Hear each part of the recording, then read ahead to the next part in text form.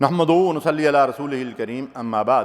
ناظرین کرام، سورہ قاف قرآن مجید کی بڑی عظیم الشان سورہ مبارکہ ہے، اور بعض روایات سے پتہ چلتا ہے کہ فجر کی نمازوں میں اور جمعہ کے خطبے میں رسول اللہ صلی اللہ علیہ وسلم اس کی تلاوت فرمایا کرتے تھے۔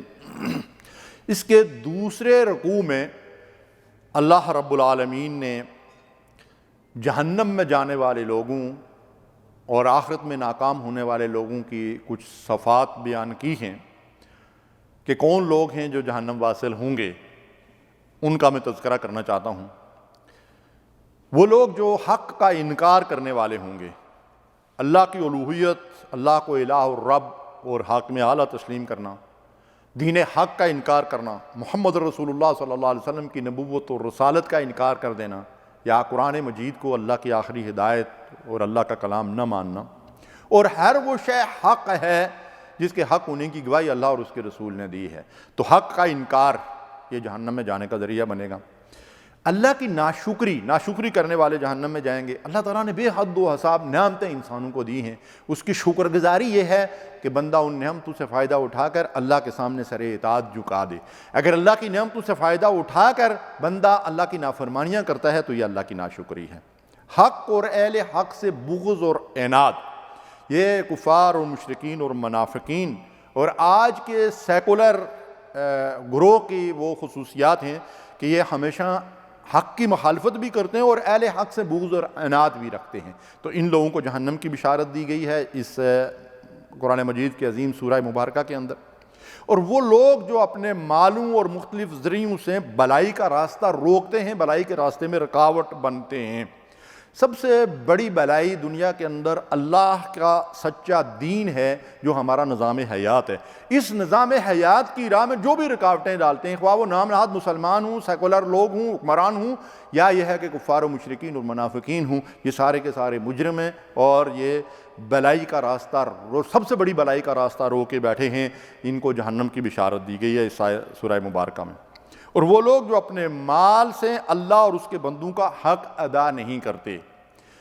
اللہ کے بندوں کا حق بھی ہمارے مالوں کے اندر ہے اور اللہ کے دین کا حق بھی ہمارے مالوں کے اندر ہے، ہمیں وہ حق خوش دلی سے ادا کرنا چاہیے۔ اگر یہ ادا نہیں کریں گے تو آخرت میں یہی مال ہمارے لیے وبال بنے گا۔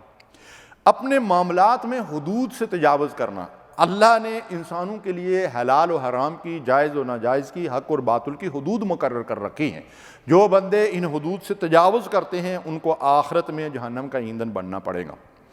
لوگوں پر ظلم اور زیادتیاں کرنا، ظلم کو اللہ نے انسانوں کے اوپر حرام کیا ہے، اور ظلم، زیادتیاں، ناانصافیاں، اس کو اللہ سخت ناپسند کرتا ہے۔